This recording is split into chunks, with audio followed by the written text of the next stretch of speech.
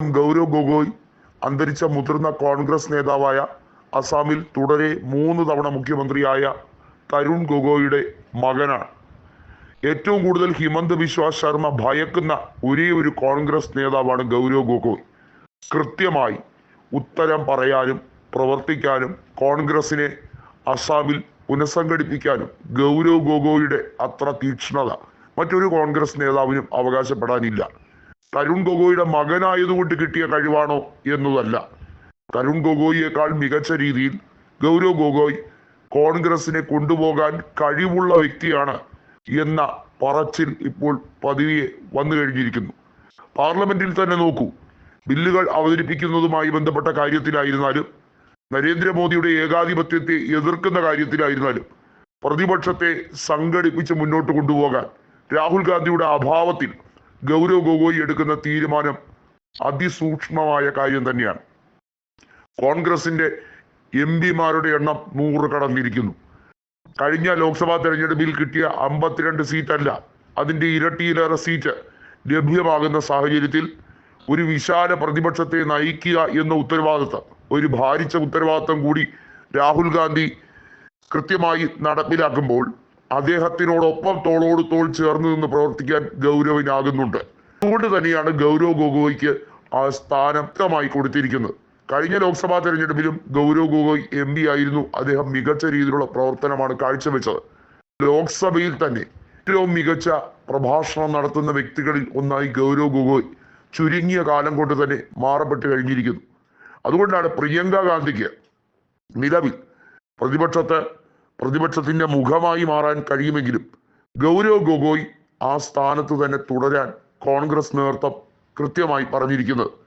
ഒരുപക്ഷെ ദേശീയ general secretary സ്ഥാനത്തേക്ക് പരിഗണിക്കുന്നതിൽ വടക്കുകിഴക്കൻ മേഖലയിൽ നിന്നും ഒരാളുടെ പ്രാതിനിധ്യം വേണം എന്ന ആവശ്യം AICCയിൽ ഉന്നയിക്കപ്പെട്ടതിന്റെ തന്നെ കാരണം ഗൗരവ് ഗൊഗോയുടെ മുഖം തന്നെയാണ്. സച്ചിൻ പൈലറ്റിനെ പോലെ തന്നെ ശക്തമായി സമരങ്ങളിൽ ഇടപെടാനും അതിന് നേതൃത്വം നൽകാനും ഗ്ലാമർ പരിവേഷമുള്ള മറ്റൊരു വ്യക്തിയായി ഗൗരവ് ഗൊഗോയ് മാറിക്കഴിഞ്ഞിരിക്കുന്നു. അതുകൊണ്ട് തന്നെയാണ് പൈലറ്റും ഗൊഗോയും ഒക്കെയുള്ള യുവനിര കോൺഗ്രസിനെ വീണ്ടും പുനരുജ്ജീവിപ്പിക്കാൻ കഴിയും എന്ന വിശ്വാസ്യത ഇന്ത്യൻ നാഷണൽ കോൺഗ്രസിനും മതേതര പ്രസ്ഥാനങ്ങൾക്കും മുഴുവനായി ഉള്ളത്. ഇത് BJPയുടെ ട്രബിൾ ഷൂട്ടറായ ഹിമന്ത് ബിശ്വ ശർമ്മയ്ക്കും BJPയുടെ സൈബർ സെൽ പോരാളി അതിന്റെ ചുക്കാൻ വഹിക്കുന്ന അമിത് മാളവിയയ്ക്കും ഒക്കെ കൃത്യമായി അറിയുന്ന കാര്യമാണ്. എന്നാൽ അവരറിയാത്ത മറ്റൊരു കാര്യം കൂടിയുണ്ട്. കോൺഗ്രസിന്റെ പുനഃസംഘടനയേക്കാൾ ഉപരിയായി പ്രതിപക്ഷത്തെ തകർക്കാൻ വേണ്ടി BJP ഇപ്പോൾ അറ്റകൈ കളികൾ കളിക്കുകയാണ്. മമതാ ബാനർജിയെ BJPയോടൊപ്പം കൂട്ടാൻ, കൃത്യമായി അവരിലേക്ക് എത്തിക്കാൻ അതിനുവേണ്ടി പുതിയ ശ്രമങ്ങൾ നടത്തുന്നു. ഇത് തടയിടാൻ ഗൗരവ് ഗൊഗോയ്ക്ക് പ്രത്യേകമായ ചുമതല നൽകുന്ന സാഹചര്യത്തിലേക്ക് എത്തുകയാണ്. നമുക്കറിയാം, അസാമിലും ബംഗാളിലും 2026 നിയമസഭാ തെരഞ്ഞെടുപ്പ് നടക്കാൻ പോവുകയാണ്. BJPയുടെ ഏറ്റവും വലിയ ആഗ്രഹം ബംഗാളിൽ അധികാരത്തിൽ വരിക എന്നുള്ളതല്ല, മറിച്ച് ബംഗാളിൽ ശക്തമായി അവരുടെ വേരോട്ടം മുന്നോട്ട് കൊണ്ടുപോകുന്നതിനോടൊപ്പം തന്നെ എല്ലാ തരത്തിലും മമതയുമായി ഒരു ടൈപ്പ് ഉണ്ടാക്കുക.